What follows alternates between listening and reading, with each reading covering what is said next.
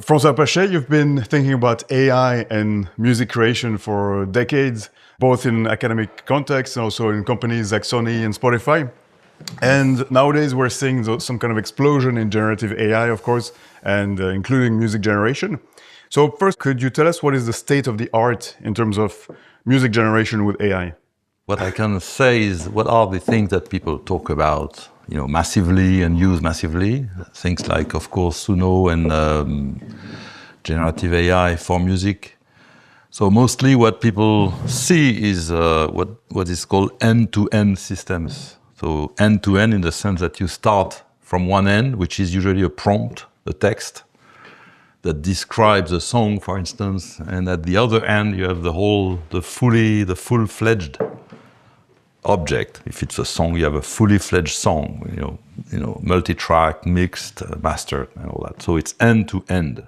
That's the new thing, And so as opposed to having to intervene in all the steps, or as opposed to problem solvers, right? So you have a problem and you have a solution. Here you have an end and another end. It's not really problem solving. And the middle is kind of a black box for the users. It's kind of, it's quite a black box, although there are, of course, developments now that try to, open the black box. But it's a different, let's say, framework than what used to be active in research, where we used to have problems, try to solve problems, and then we had solutions and we could discuss solutions. Now it's more, end-to-end.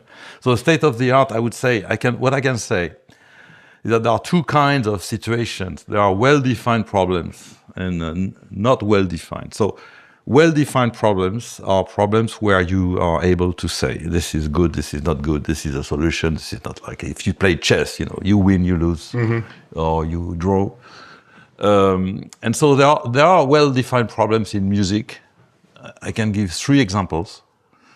One is the stem splitting, as we say now, or source separation, as it used to be. So you have a mix and you want to unmix. Oh, yes. And find a track, like, the cocktail party effect, when you have 2 voices mixed and you want to separate the voices in a single signal. Or the different instruments in the group. Or instruments or voice, whatever, yes. So this used to be a very hard problem, involving lots of mathematics and, lots of very hard, complex techniques, and it didn't work well. And now it works very well. And it's a well-defined problem. Why? Because you know what you are trying to do, and also you have lots of examples. Right. You have lots of music, for instance, titles, for which you have the whole mixed thing, and also the separate tracks. Right. You actually have this... Because you've recorded them separately, and you put them together, and you ask, the task is to re-separate them, but you know what is the ground truth. Yes, you know the ground truth, you know what you are looking for. So you can train system. Okay. So first thing, well-defined problems have been solved. So with deep learning type of approach in this Mostly case? Deep learning, yes, with lots of different architecture. But so one is source separation, works really very well. The other one, I want to say a few words about that, because the other one is like singing voice synthesis. So singing voice synthesis used to be a dream. When I started research some time ago, some people were working already about, on trying to... Hey, if I had a keyboard, I press keys and I play the keyboard and I hear a singing voice, that was a dream. And people knew it was impossible. I mean, they thought it was impossible, but still it was like tempting as a research project. Right. And they could not do it because it's so hard to do it if you look at it from like an engineering viewpoint, trying to reconstruct what happens when people sing. It's really hard. But now it has been solved, also with deep learning. Because you have so many examples, well-defined examples, where you know exactly what the singer is singing. You can train systems very well, and the problem is solved mostly. I mean, in the sense that what you get is really very, very good, is almost perfect. You can imitate the voice of anyone, for instance, with some training data. It's solved. What I want to say is that if the problem is well defined and you have training data, basically the problem disappeared from research. Yes, okay. It's solved. So if you, ask me the state of the art, I would say there are two kinds. So the well-defined problems have been solved. This is very new because the people I met, I don't know, maybe 10 or 20 years ago, working on source separation, they thought their subject was eternal. It's like if you are a mathematician, you work on, I don't know, Goldbach conjecture, you say, it will last for some time, But then, no, these problems have disappeared. Now there are other problems which are not well defined, like how do I compose an interesting piece of music? How do I make a hit? Or how do I do something that pleases me, for instance? Yes. Not even the world, but even me, and this is very ill-defined. So these problems are completely open. They have been open forever, and they are still completely open, in my opinion. In the sense that although we see like Suno, Udio, all these systems that generate incredible music, I mean, music which is very, very realistic, very, very, hard to distinguish from human music, let's say. I think we didn't learn anything about what's a good, melody, what's an interesting song, and all these questions. They are ill-defined. So the state of the art is that well-defined problems have disappeared. Yes. Which is a problem for many researchers, by the way, but that's maybe not the topic. And ill-defined problems have not changed. I mean, they are still the same. We didn't learn much, I think. Okay. That's interesting because it feels like there's the AI or deep learning approach is very powerful, but it needs a well-defined problem. Of course. But back in the days, even those well-defined problems were thought to be almost impossible. Nowadays, only the ill-defined problems are still resisting. But it makes sense because if you don't know what you're trying to get your AI model to achieve, then of course it's not going to achieve it very well. Yes, because deep learning is based on gradient search. Yeah. Gradient is going to some zero of function, so you have to have the function. Right. And if you don't have it, then it doesn't make sense. There is another thing I want to talk about the state of the art, which I think is interesting, is that when I started to do AI, my first DOA, which was now it's called master, people doing AI were not doing AI because they wanted to be rich or they wanted to build applications. That's quite new, actually. People want to build applications used by millions of people. That's fine to me, it's great. But that was not the case in AI before. What was the motivation? The main motivation was, okay, let's do AI to try to understand things. Understand how do we speak, how do we translate, how do we understand each other, how do we make music, how do we improvise. That kind of questions which in some sense belonged to cognitive science. How does the brain work, basically? How do we do all the things that humans do? And the AI was like a tool for investigation in the sense that you build a system and you look at the system and you try to see whether you learn something or not about the topic. For instance, so that's why many people, did music generation with AI back, the first systems maybe in the 50s already. They didn't do that to build applications to sell music to people. They did that because they were fascinated by music composition, for instance. And they said, hey, I want to see whether, for instance, the Iliac Suite, 1956, is Bach doing something else than a Markov chain? That was the question. And so they built a system called the Iliac Suite, doing Bach chorales with Markov chains. So generating new to Bach generate chorales things in the style of Bach. Okay. It was not really in the style of Bach, but it was a way to investigate the question. It was to say, okay, so obviously Bach is not doing only Markov chains, but that was like a progress in that area, right? Whereas today people don't do it for the same reason. They do it because I want to do. No one is trying to sell Bach music, but I want to generate music because I want to sell the music. So it's a very different topic, and I'm not saying it's bad, by the way. It's good because then more people are interested in the subject. But the topic is completely different. And so one of the reasons I was interested in music generation was really because I was fascinated by questions like how do we improvise in jazz, and also how do I make a song, that I like. Right.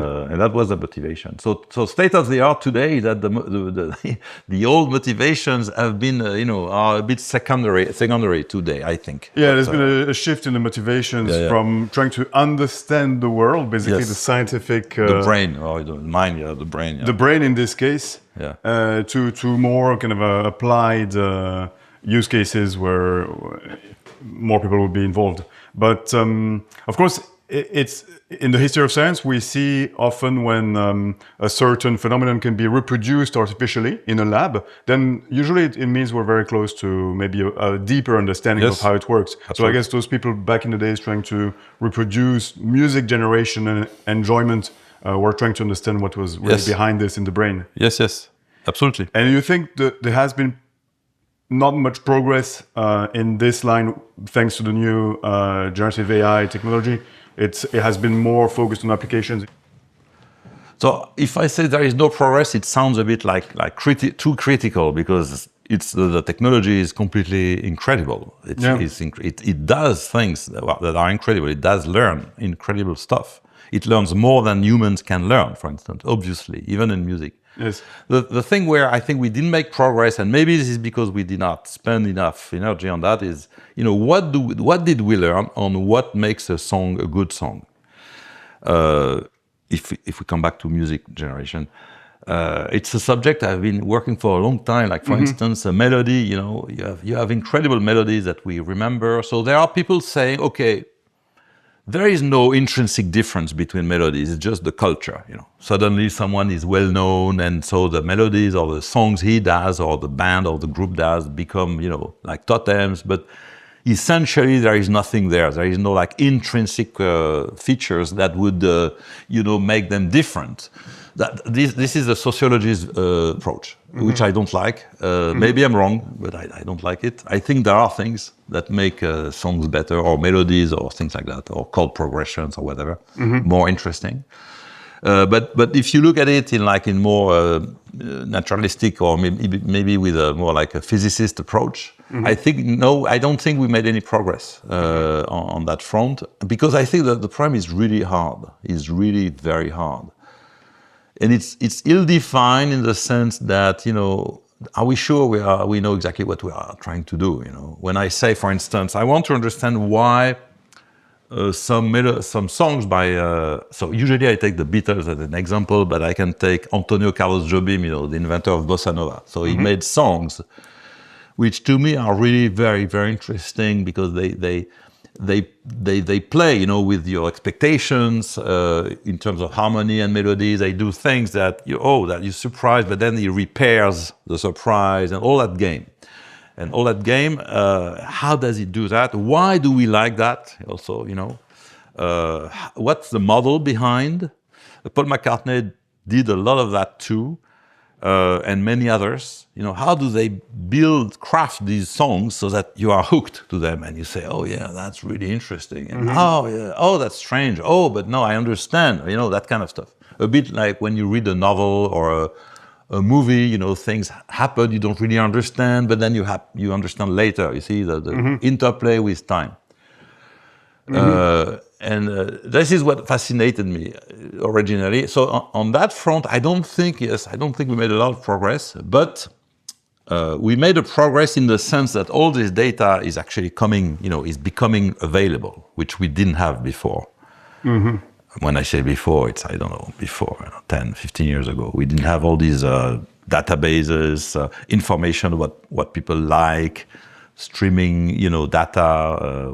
I've been interested at Spotify, for instance, in the what we call skipping data.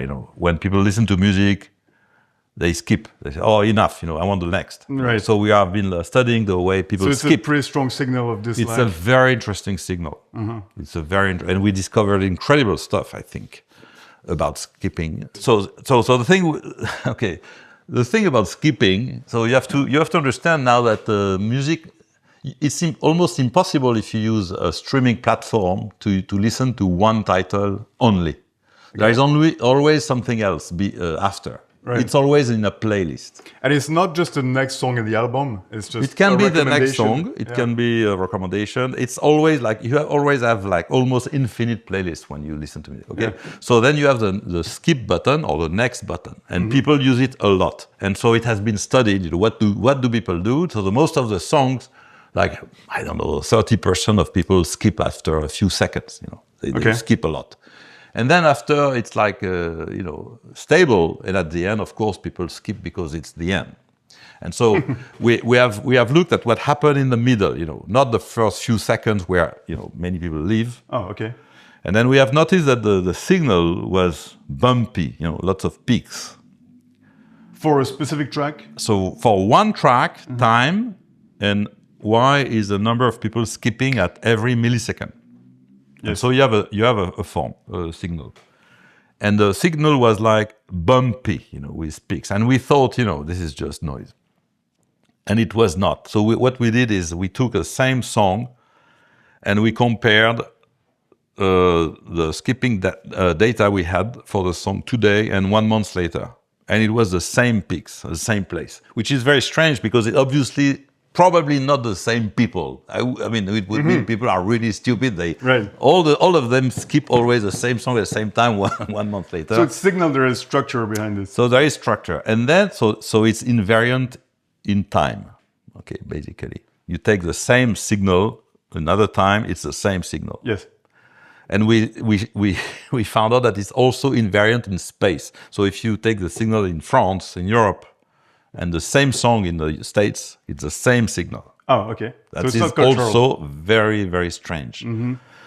Obviously not the same people as well.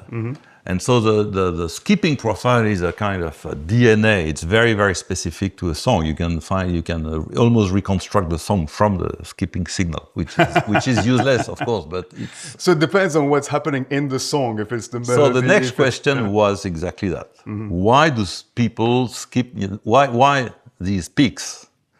And so we looked at the peaks and we found out that the peaks correspond to what we call musical events. Something happens. Yes. Voice starts. Like a modulation or something, or what? Maybe modulation, or like chorus stops, drums start to play, stops to play, bass does something. So when there is an event, people skip. Not all of them, but some people skip, Okay. And it's always the case. Okay. It's not the same people skipping, but it's more or less the same number. Right. Which is really strange, which is interesting, right? Yes. And so what's interesting is that it leads to a paradox, which I like very much, which is, if you want to build a song where no one skips, do a song where nothing happens. So I think it's true. Yeah. And it's true because if you take a song where nothing happens, like a drone sound, there are lots of ambient sound, then the skip profile is very flat. Yeah, I think there's a composition by John Cage on an organ which is supposed to last for centuries, and it's but that's an extreme case. But the thing is that if the skip profile is flat, usually the stream count is going to be very low. Yeah. So you have a trade-off to get. If you want to be popular, you have to have many people skipping your song all the time. Interesting. So you have to take some risks in order to win big in a sense, but you also lose some people along the way. So what do we learn from that? We learn that we don't understand anything to music listening. One, and second, we learn that there are things to learn. I mean, the fact that it's invariant shows that there is structure. There is something happening which is not random, which is not noise, which is, which is we don't know what. So that's very interesting. So I don't know why we are talking about that, but there are things that convince me that there is something to study there. Right. Because you could say, many people say, music is just like anything else. It comes and goes, and there are popular titles and less popular. It doesn't mean anything. It's just social dynamics. And I think there is a lot of social dynamics. There is a very fascinating paper about that, published in Science 15 years ago, which shows indeed that social dynamics is very important. But I also think it's a belief, let's say it's an hypothesis, a belief, maybe I'm wrong. I think that there are songs which have intrinsic qualities that make them more interesting than others. Right. Right. So the question that fascinates you is to understand why Yes. music is enjoyable. Yes, and I'm not very ambitious. I'm not trying to explain the world. I'm trying to understand myself. Why do I Okay. like these songs and not these ones, right? Right. If I could understand that, I would be happy. It would be enough, you know, for Right. me. Yeah. But I'm not trying to build a theory of the world. Right. But already myself, I don't understand, right? Why some Why songs... you like some songs and others. Exactly. That's the most fascinating question I have. And to be honest with you, I don't understand why everyone is not fascinated by that question. This is also another mystery, but you know. Yeah, usually scientists don't understand why not everybody is working Exactly. on what they're working. No, but this one, you know, is about me, so it's about anyone, you know. Anyone should be interested in understanding why they like this and not like that, Yes. and not that, you know. They So don't. let's see, what are some of your favorite songs or music or Well, composers? so it's interesting because it's always the same, you know. It's so I wrote a whole book, by the way, about that, you know, about what makes song interesting for me. But you know, it goes from the Beatles or some Beatles songs, many songs from the '60s, the pop '60s, British pop, but also there is also the whole area, you know, area of Brazilian popular music, which sometimes contains incredible stuff. I was talking about Jobim, he's not the only one, Chico Buarque, many others. And there is a third category. So this is, by the way, this is a theory of the world, by the way. To me, there are three categories. One is Anglo-Saxon songs from mostly 60s, but of course there are other things later. Second, Brazilian popular music. And third, there are things in French music. There is a line that starts maybe from Rameau. Rameau invented, you know, basically the theory of tonal music in some sense. Goes through the centuries to Debussy, Ravel, and then you have traces of this even in popular French music, which we call variété in French. You know, with people like from Gainsbourg to Michel Berger and then many Michel Jonas and many others, who have this knack for crafting melodies with interesting harmonies. And so I have since you asked me, I answer very honestly, because this is really, we are in the domain of complete, like, you know, speculation. But I think that there are mostly three areas in the world where there is interesting popular songs. And I'd like to understand why. So for instance, I'm talking about French music, not because I'm French. I've really looked at all the popular music in Europe, for instance, in Germany, in Spain, you know.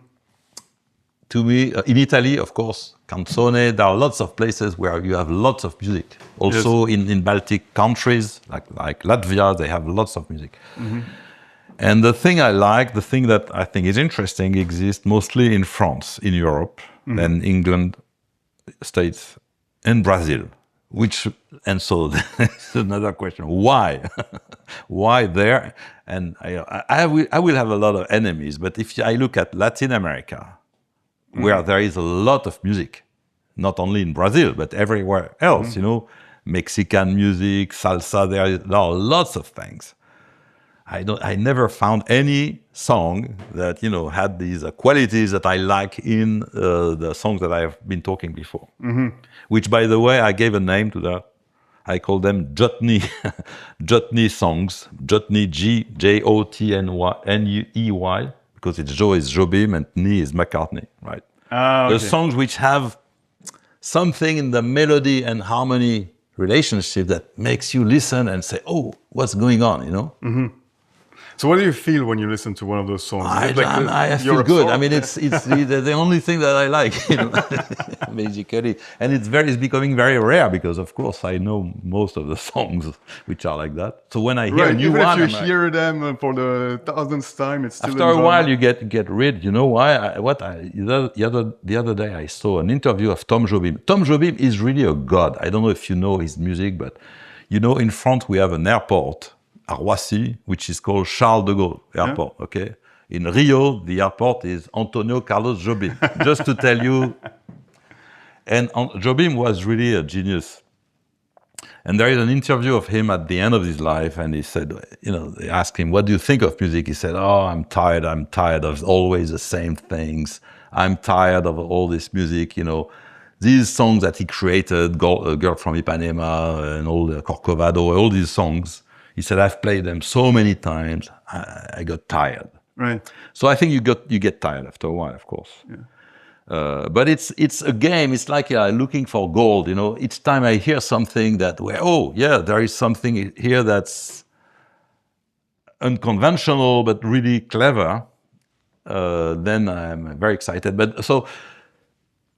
And it's not. This is very hard to explain, but it's not about a surprise. If you play some song and then you suddenly play like random stuff, it's a surprise, but it's not very interesting. Mm-hmm. So what makes it interesting is not really a surprise, like a random thing. It's something that is unusual, yes, but is going to be repaired. It's going to make sense eventually later in time, a few seconds, so usually a few, not. And so to me, crafting a good song is really like problem solving. It's really like, hey, I have created a problem here. I have something that's really unconventional. Now I have to use all my craft or my knowledge to repair this and to make sense out of it. And this is what I like in music. It's when you feel that the guy has done on purpose, he has put something a bit strange, and then he's going to repair it. Mozart does it, Mozart does it. I used to have it here. I have one of the quartet called Dissonance. The first chord is really very strange. It's a dissonance. It's a wrong note. But then it continues and it's repaired. And it's really very beautiful because of that. I see. So Jotny songs is not only Jobim, and it can be anywhere, But it's this interplay, playing with your brain to keep your interest. Yeah, it's a very mysterious question. And you mentioned surprise. I think this could be the key behind this. So, of course, here you just mentioned that if the surprise is too obvious, is too strong, like you suddenly completely change everything and destroys everything that was built, it doesn't work. It doesn't work. So, but in fact, if you look at the notion of surprise as it's used in, let's say, cognitive psychology or even in machine learning or so on, the surprise is when you have a disconnect between what you have predicted will happen and what actually happens. But of course, if there's a huge difference between the two, then your base model is just very bad, your predictions are very off, and you're not really engaging with what's happening. It's only when there is a surprise that is big enough but manageable that things can be interesting, and then you can learn and your models can improve and your predictions become better. So I think it could be that music does that to us. It plays with our expectations, as you mentioned, but it will surprise us in a way that we will be able to cope with. Yes, absolutely. But this is, I think this is known for a long time. There is a whole theory by Mayer about, playing with expectations, deceived expectations, and stuff like that. Even in formal tonal music, you talk about cadence rompue. I don't remember how to say it in English, but you have devices to on purpose deceive expectation in music for a long time. But I think it's really not enough. There are two things which make it very, very special and mysterious. Is first of all, again, you create a surprise. How are you going to repair this thing in time so that the surprise makes sense, a few seconds later? So it's really a game with time, which is really tricky. Otherwise, if it's just a surprise and that's it, it doesn't work, as you said. So there is this whole repair game. And the other question I have, which is, is something, it's a conversation I would like to have with Paul McCartney, but I know it would not work because he does not like to talk about that. But when you compose, I think these guys, when they compose, they say, okay, all this is a bit boring. I have to do something, So they have somewhere in their brain, some kind of other brain, or maybe they are schizophrenic and they are able to compose and to listen at the same time. There is someone in their brain tells them, okay, enough of this, do something. And then so they have an engine for novelty, which I'm convinced of that. And not all of them, but the one who do good songs, they have that, you know. For instance, if you take Hey Jude, you know, Hey Jude, da, da, da. This is quite a bit boring. I mean, it's a very conventional da, da, da, da, da, da, da, da, da, da. And then suddenly the guy say, okay, I have to do something. This is what happens in his brain, I'm sure. I mean, I don't have proof of that, but and this engine is not engine, but this force, let's say, that push you to do something suddenly a bit different. I think it's very related to the fear of boredom. You know, he doesn't want to be boring. He doesn't want to be bored. And that's one of the distinctive features for me between a good song and a bad song. There are so many songs where obviously the composer never thought about being boring or not boring. He just did his thing, you know.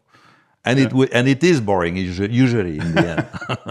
So I'm interested in people who are really bored so much that they have this engine in them that forces them to do inventive things, you know. Yes.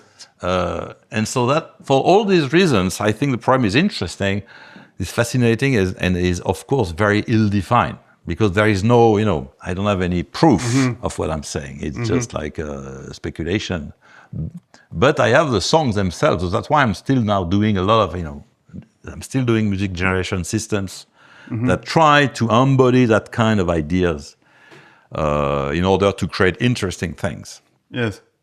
But I think that with this problem, the roots might go very deep. So it could, yeah. Like music might have some almost mystical or metaphysical mission. Like Nietzsche said, the life without music would be a mistake. And also I was thinking when you were talking about restoring the harmony, Arvo Pärt says that the mission of music is to restore the harmony in the celestial spheres, in a sense, you know. So it's something that goes to the core of the very human experience of life. So then it's almost by definition something that will be very hard to define. I don't know, because, you know, it boils down in the end to the problem of sequence generation. How do you generate a sequence of stuff? Yes. Notes, chords, numbers, whatever, that attracts attention. For instance, I give you another example, tennis, you know? Yes. Tennis games. Okay. So you know how tennis works, you know, you have points, you know, so you have 0-0, 15, 0, 13, blah, blah, blah, blah. Then you, how do you call this? Like you have a set, and then another set. Yeah. And in the end, someone wins, okay? Yes. And I was always interested in what is the most interesting results? You know, is it like 6-0, 6-0, 6-0? Probably not. Is it 7-5, 7-5, 5-7? Maybe. But isn't it like 6-0, 0-6, 7-5, 5, you know? So the problem of what's an interesting tennis game is exactly the same. It's simpler, probably, than music, because the vocabulary is simpler. But it's exactly the same kind of problem. And so you have lots of constraints because... And so they invented this rule, I think, 30 years ago with a tie-break thing. Because a long time ago, the matches could last forever, you know. So now they have a rule that, you know, after a while it stops. But if you are a spectator, there is also a time constraint. You cannot watch a tennis game for 2 days, you know. After 2 hours, you have enough. You want the end. Yeah, like cricket. 2 hours is a long, exactly. Yeah. So you have a boundary on the length. And you have constraints on it. Has to be interesting, but interesting doesn't mean, you know, jumpy. It means something else. It means regular enough so that you have an expectation. Then you have to break the expectation, and then if you can break it once or twice, it's even better. But how do you do that? You know? Yeah, it's interesting. So you have to come up with rules for a sport that allow for this tension to arise naturally, and to create scenarios that are very captivating. Yeah. So that's why I don't think that you have to go deep to like mystical dimensions. I think it's really a sequence generation problem, but we don't have the tools to talk about that. And one guy tried to do that. You know, Douglas Hofstadter. A long time ago, he wrote books. Gödel, Escherbach. Yes, and then he wrote other books about the same ideas. What's an interesting sequence? Or he worked on a subject that was, I think, interesting. I don't remember the name, but you know, you have a sequence and you want to continue the sequence. And he gave this in the most natural way. Right. And he said, my sequence is 1 and 2. Okay. How do you continue it? And everyone would say, well, 3. And he said, no, that's not the best answer. The best answer is 721 factorial. Okay. Why? Because 1 is 1 factorial, 2 is 2 factorial factorial. So the next is 3 factorial factorial factorial, which is 71 factorial. And it makes sense. It was a fun example, but in some sense, his answer is more natural because it's stronger, because you have more arguments, to sustain, to explain why this crazy number is more, natural than 3. Anyway, so these kinds of problems have a bit disappeared because with machine learning now, AI is mostly machine learning. People are interested only in problems for which they have training data. And the thing I'm talking about, you don't have really training data. It's really hard. You have to invent the data. But at the same time, machine learning gives us, incredibly powerful, algorithms. So we have to use them in some sense. But honestly, I don't think we understood anything new about what makes a sequence interesting with machine learning, or at least I don't see that. What I don't understand is why people, are not interested more in song composition, the quality of a song, as opposed to the quality of the production. So it's not me. Many people have noticed that, of course, the quality of production has gone up for the last 20, 30 years enormously. The Beatles were 4 tracks, Sgt. Pepper, 4 tracks, like Taylor Swift, hundreds of tracks. And of course, the quality, the granularity, everything has gone so much better. I mean, it's incredible. It's actually maybe even too much, but even a singer with a guitar now is recorded in incredible. It's incredible what they do. So it's going up, and at the same time, the quality of song composition has gone down in very, very clear ways. There are 3 things. First of all, like if you ask music critics, so there is a guy called Rick Beato. He has a huge, so he has done a lot of, videos about why music is so boring today.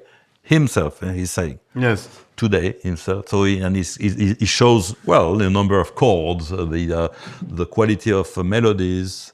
So at least, so chord variety has shrunk a lot. Melodies. So melodies are Brownian today. They are like na na na na na na na na, and why? Because it's very hard to have a melody with a large interval. When I say large, like 4, 5, 6. You used to have a bit of that. You don't have anything like that. So all melodies are Brownian. So small steps and 4 chords max. And when I say max, it's interesting because I did a talk 2 days ago at the Sonar about that. I generated a song with Suno. I asked him, can you... You mean the festival in Barcelona? Yes. Okay. It was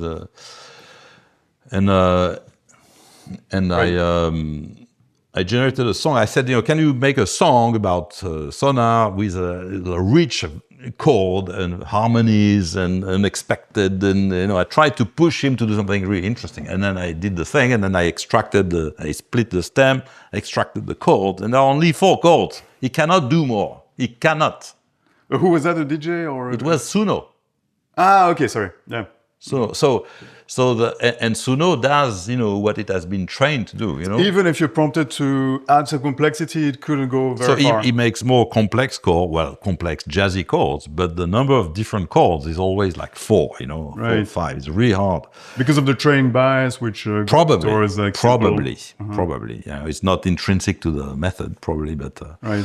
And so there is a decline, and there is also, so first of all, music critics and lots of scientific papers also studying the evolution of features like harmonic diversity, melodic, jumpiness, and so forth. So they all show the same decline. Across the 20th century? Starting from the 50s, let's say, yeah. When did the decline start? Were they able to say? So it didn't happen one day, but, I would say late 90s. Okay.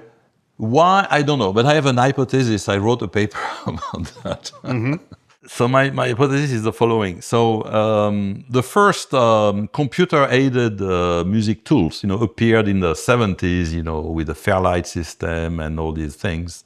And suddenly you had like these samplers, and you could start to compose with computers.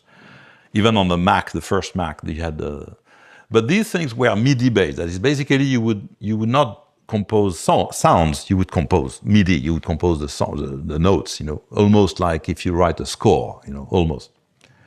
And then in the 90s, they started to introduce audio features. So I remember Cubase, the first version, you could plug a guitar and record the audio of the guitar. That was crazy at that time, by the way. How can a computer do that? Well, it could. And then if you look at the evolution of these things, audio started in the 90s, and now today it's mostly audio based. If you look at Logic on Mac, Pro Tools, of course, is audio, and all of them are mostly audio, and then there is a little bit of MIDI because still people use MIDI for synthesizers. And what's the problem with audio? The problem with audio is that audio sounds very good. I mean, it's better to record a real guitar than to have a synthesizer, right? So the sound quality is much better, but it's very hard to backtrack. So if you start your song, you don't know what to play. Start a song, you record your guitar, you play a few chords. It's done. You will not be able to change that. Of course, you can change it later, but it's a lot of work. Now, for instance, you say, okay, I had a D major here, I want a D minor. Oh, you have to record everything again, You cannot just change one note. Mm-hmm. And so the more audio features you have, the more difficult it is to backtrack and to change choices that you have made a long time ago. Because especially you start to have a guitar, then you add the bass, then you add lots of audio tracks that are all, dependent on each other. So it makes editing more and more difficult. Mm-hmm. Which is not the case with MIDI, which is not the case when you have a score. When you write a score, you have an eraser. Oh, this is a B flat. I write B flat, that's it, Mm-hmm. And so my hypothesis is that it's really related to the fact that the tools are mostly audio-based, and therefore they make backtracking very hard. Mm-hmm. And as a comparison, I have an analogy which I think is quite interesting, is if you take any other artistic domain, like for instance, architecture. Mm-hmm. When you build a house, you start by doing a map of the house, and then you have an eraser, and you change your mind. Oh, I will put the door here. And after a while, when it's done, you find contractors and you build the house according to the map, right? Mm-hmm. You don't go and say, okay, let's build a house. So let's put a door here, and then later, oh no, finally, no, you cannot do that. Mm-hmm. You always have two steps: one abstraction, one realization. If you do a painting, look at Rembrandt, for instance, but all of them, they started by a sketch, and they made a lot of sketches before they started, and then they say, okay, this one's good, I'm going to paint it. So they go in their workshop. Sometimes many people are there and say, oh, this is the painting I want to do. Mm-hmm. And there is a guy who is good at horses because, Rembrandt was very bad at horses. That's true. But what I want to say that there is always these two steps. And when you write a book, you have a word processor. So you start typing, and then after 2 days or 2 weeks or 2 months, you say, oh, what I did in the beginning is not good, I want to change. Well, just change it, right? Mm-hmm. But imagine that you don't have a word processor, you have a typesetting system. Mm-hmm. And you start to typeset, being careful about the margins, how many letters are in the lines, and then it's impossible to change. Changing a word will destroy your layout. Yeah, I have shown this actually on paper. So I think what we have in music is we lost the two-step thing. There is no like abstraction, realization. It's like realization right away. Okay. Because it's more satisfying. It's fun. You have sound right away. If you look at people doing tutorials on how to use Logic, they tell you, hey, open Logic, plug your guitar, start to play. Yeah, cool. But then if you do this, you can't change anything. It's really going to be really hard. And so what happens, I think that we have destroyed, it's a bit exaggerated, but we have made this two-step process very hard. It's only one step, which is the production step. And the abstraction step is not really supported by the tools. Because it's, it's less fun and people don't want to be bothered with music and writing and, formalism and MIDI, or MIDI is old and all these things, which is true, by the way. And so I think it's really related to the fact that we have only one step in music production instead of two. It's an hypothesis, but, I cannot prove it. But there is one let's say, fact, which I think is interesting. If you look at music, you look at covers. What is a cover? A cover is a song that is so good. It's a song done by someone else, but you find it so good you want to do your own version. So you do your own version of Yesterday. 5,000 version, I think. But it's the most covered song in history.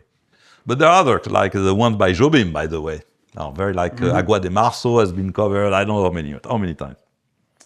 Okay, and now you look at the covers, how many covers per you had per year? And I did this in the paper. So the peak of covers is really the 60s.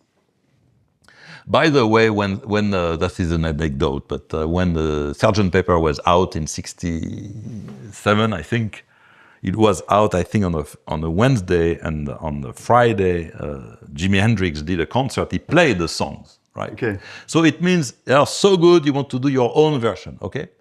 Today, you have very, very few covers. Even the top artists make very few covers. Why? Well, very simply because the songs are extremely good in terms of production and not very good in terms of composition. There is nothing to cover, basically. So, of course, there are covers, but for other reasons. But you have much less because the songs are less rich, and that's something that really is like this. Right. There is a curve like this with a big. I don't know if it's a Gaussian, but in a big bulk is really in the 60s, 70s. Where you had songs that were so good that many people wanted to make their version, right? And so AI a music generation will convince me completely the day where AI makes a song that is so good that they have many covers by humans, because a song is so good that they want to do their own version. That does not happen today. Maybe it will, I don't know. But to me, that's a clear sign of where we could be wanting to go with AI. AI does basically production. It doesn't do right. So you're saying we already have too much of the production step as opposed to the composition step. It's difficult now in terms of production to do something new. In French, we have a very beautiful word. We have the word inouï. Yeah. Inouï, which means unheard of. Exactly. Yeah. So inouï does not exist anymore because everything has been heard. Yes. No, but that's true. I mean, in the 60s, people did things in music that were completely incredible. If you look at Michel Petrucciani, yes, the jazz player, pianist, when he talks about the first time he heard My Favorite Things by John Coltrane, it's a soprano sax. He said, the sound of it, I didn't know it was possible, to do that. And this is one of the reasons I think he started to do jazz and all that. What are the equivalent today? Do you have people saying, oh, I heard this song and they did something I didn't know it was possible? I mean, no, never. You have songs that are good, that you like, that, but you don't have songs that change the lives of people, really. So I don't think that the situation today is comparable to the situation we had at that time, because most of the sounds have been heard. Yeah, it's a very tempting idea to think that maybe the novelty has disappeared a bit, but we have to be careful with this also, because there might be like a mirage effect, because we live in the present where we have all this overflow of songs and so on, and of course it seems in the moment that nothing is very new, but maybe in retrospect we would see all the new genres that appear. Yes. It's hard to judge. Absolutely, I agree. And by the way, I'm working now on a project which I think is interesting, is that I'm taking Gesualdo. Gesualdo is a composer of the 17th century, but he was totally crazy. He killed his wife and the lover of his wife, and then he was very, very felt guilty and in pain. And so he spent most of his life composing stuff about how painful it was for him. Well, no comments. But the music he did is incredible in terms of harmony. The problem is it's 5 or 6 voices. It's madrigals, And it's hard to find that kind of a choir, and so that's why you don't listen to him a lot. So I tried to do what we call a reduction, trying to translate these things for a string quartet. So I developed some kind of AI, special AI to do this in a nice way. It's a difficult problem, combinatorial. Yeah. And then so that opens up, new possibilities of revisiting repertoire in new ways. That's very interesting. But then then the next step was, hey, Gesualdo is great, but I could actually continue. I could do and enrich these harmonies even more, because now the ear of someone of today is different from someone in the 17th century. And so I'm not saying there is nothing new and it's impossible to do new things. I know it's possible to do new things, but we were talking about Suno and Udio. That's the end-to-end systems. We started from that. Yes. For end-to-end systems, I think it's difficult to do new things. Yeah. Right. But I think you're touching on something very important here. When you mentioned Gesualdo and his kind of tortured soul, and maybe the life experience he had must have been incredibly intense and weird for most mortals, let's say. And he imagined those dissonances that were completely crazy for the time and did not come back until people like Debussy or something like this in the 20th century. Yeah. And so what it means is that maybe for genuine musical invention or creation, you need to connect to a life experience that is very deeply felt. And Paul McCartney did not suffer a lot, apparently. no, okay, I don't want to connect this only to suffering. Maybe you could take, well, I mean, suffering is never, is never absent, let's say, but you can think of people like Bach that were probably a force of nature, full of joy, but also lost half of his 20 children and his wife and so on, and had possibly the most intense life experience you could think of.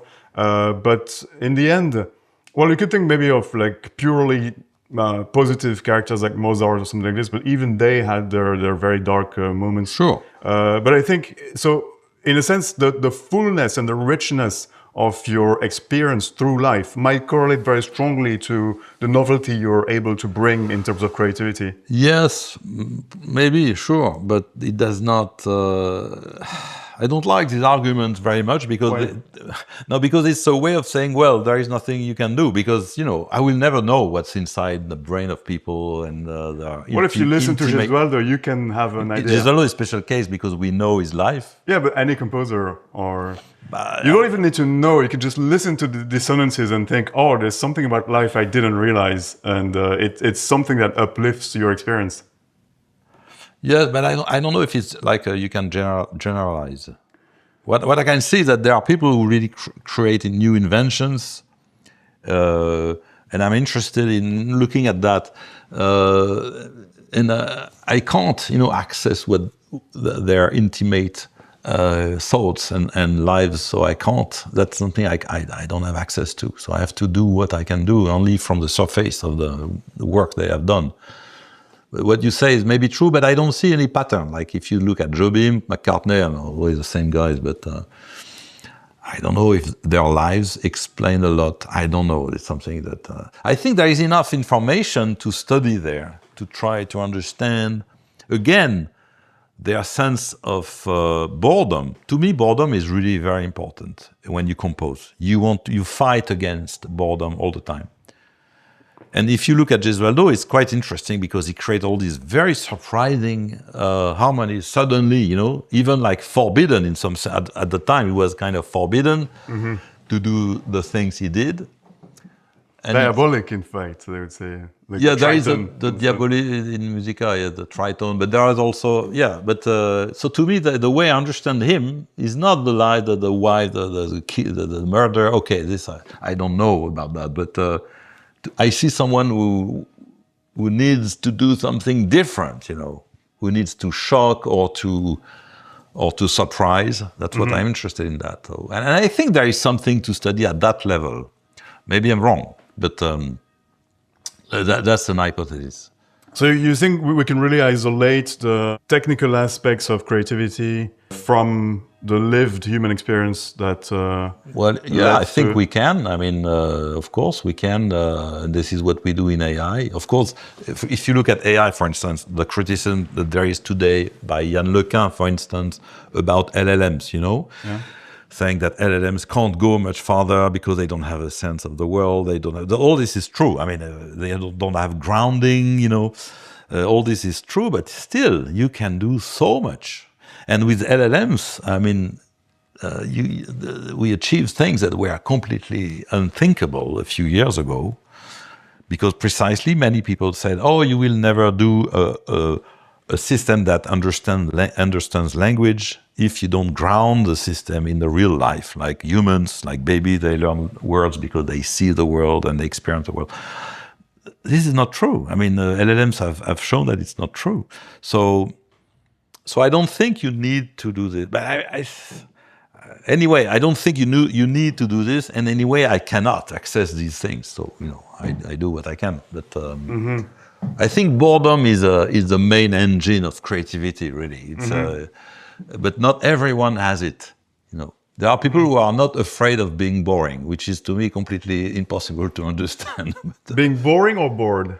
Boring, yeah, both. I mean, when you compose something, you know, for instance, or even when you write something like a novel or a story, you know, there are many people, I don't want to criticize, because they write stories where everything is completely, you know, transparent or predictable. Conventional. Okay. Why do you do that? I have a friend who actually writes stories like that, like, you know, roman policier, thrillers. And it's a good friend, I mean, and I like that. Well, you need some surprise in there. I answer, why do you do that? It has been done 2 billion times. Yeah, because I like it. There's a surprising reveal, it's something that has already been done. Yes, so, the guy who killed the wife is actually himself, or, you know, whatever. Okay. I see. You see? Yeah, I mean, if you use the same surprise, then it becomes obviously boring. So surprise you have is to very short-lived. You have to be inventive at all levels. You know, that's and I'm not going to give lessons because it's very, very hard. So what is something that surprised you recently? You mean in music? Yeah, or maybe even generally. So in music, on Instagram, sometimes there are people doing incredible stuff. Pedro Martins, a guitarist, I think he's Spanish. Okay. He does things. Oh my God, where does this come from? For instance, the guy is not well known. I was fascinated by Matteo Mancuso a few years ago. I went to see him, actually. I played with him. He's a genius, complete genius, doing incredibly fluid phrases, you know, and because he has a new technique. So technique is very important, by the way. You know, Django Reinhardt, the famous gypsy. He had only 2 fingers on the left hand because he had an accident. His fingers were burned. So when you play guitar, you have 4 fingers. You have actually only 4 because the 5th one is behind. You know? You tend to play horizontally because you have all these fingers. But he could not do this because he had only 2. Okay. So he invented a way to play vertically. Okay. Because he could not do anyway. And this is how he created these crazy lines that you can... It's paradoxical because you have less fingers, but you do with 2 things you would not do with 4 because it's the way it is. And so, you know, Biréli-Lagrène, who is one of the most crazy guitarists today, when he was young, he had a rubber, and he did this on purpose. He glued his things to learn how to play like Django. And so Matteo Mancuso, he played, but not with a pick. He played with his fingers, like classical guitar, but he plays jazz. And so he can play things that you cannot play with a pick, because with a pick it's very hard to play a string and then a string which is not adjacent. It's possible, but it's not easy. If you want to play fast, it's really hard. Yes. But he can, because he has all these 4 fingers, actually 5. So he does lines that we have never unheard, that are completely unheard. Yes. And so I know that I mean, to me, I'm not saying that it's done and there is nothing new anymore. I'm just saying, we have to invent new things, like new ways of playing, new ways of seeing music. For instance, tonal music, I think, can be revolutionized if we stop to think in terms of tonal music precisely. That is, dominant and resolutions and stuff like that. But there is a new vocabulary to invent. So I know there are things to invent. It's probably infinite.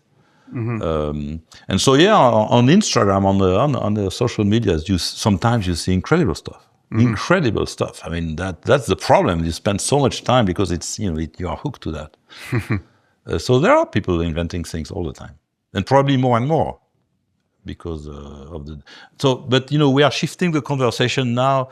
We started, again, I was talking mostly about like generative AI, like Suno, that kind of stuff, where it's really hard to do creative stuff. I'm not saying it's impossible, it's difficult because of the way these systems are built.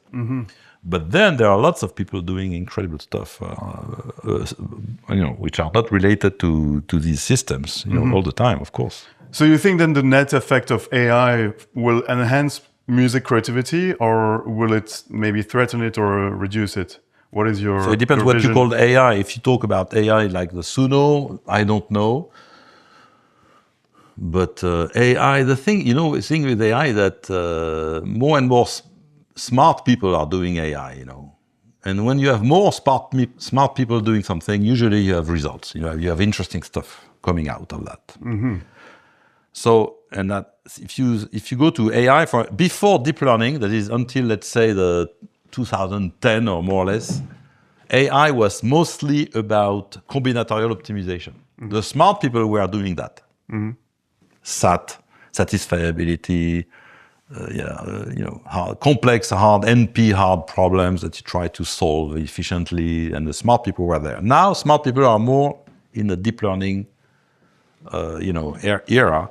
Yes. So obviously, new things I'm sure, will come up, and LLMs is today, I'm sure, and many new systems are going to come up, and so I'm very confident about that. But in terms of music, I don't know. There is every prediction in AI has always been wrong. You know that, and including by people doing AI. So there is a video on the internet which you should watch by Richard Feynman, the physicist. Yeah, sure. The guy who invented quantum computing, more or less, also. And it's a video shot, I think, in the 60s. And he says, computers are much more intelligent than human for everything. It's in front of students in Caltech or something. And you can compute the prime numbers, it can do, and I'm sure one day it will do everything you can imagine. There is only one thing computers will never be able to do. It's, my colleague just walk away there. I recognize it's my colleague. Computers will never do this. Well, bad luck, they can. Because of body language and because LLM, because convnets and other techniques can do this very well. Now, yes. So even Feynman was wrong. Everyone was wrong in predictions. So one thing we should learn is stop doing predictions, because the truth, I think, is that we really don't know what are the limits of these systems and the systems yet to come. So if you look at this history of AI, the thing you learn is that you should talk only about what you want to do and not what is going to happen. Right, but I think the more we try to make predictions, the more we have the opportunity of being surprised, either in a positive or a negative way. But I think we shouldn't give up on trying to predict the future, because then we also deprive ourselves from the possibility of being surprised and learn something. It's fun. But it's unpredictable because also people change, and we don't know we don't know how to predict these things. We are very bad at predicting how the society is going to evolve. We focus on the technology. We say, the technology is going to do this and to do that, and there is going to be a bomb, a nuclear bomb developed by people, and all this. But we forgot to take into account that the society itself is evolving, and because we don't know how to predict what's going to happen. So to me, it's really hard to. Yeah, it's a fun game to predict, but. I'm not afraid about music and AI. I'm not afraid at all. I think I think this AI is exerting some kind of pressure to push people to do more innovative stuff in general and more inventive, audacious, But, how can I know what's going to happen? I don't believe. Also, the thing, maybe, for instance, many people say, oh, yeah, but we will be flooded by bad quality music made by AI. That was what people said a few years ago. But no, I mean, if the music is bad quality, humans will not listen to it, Why would I listen to things that I don't like? That doesn't make any sense. So there is a constant equilibrium between what technology does and what people do. So that's why I'm not afraid. If music is boring, then people will do music in other ways. Maybe come back to guitars and pianos, or I don't know. I'm not afraid because I believe that humans are essentially machines that get bored very quickly. So if the thing is boring, they will invent something else to make it less boring.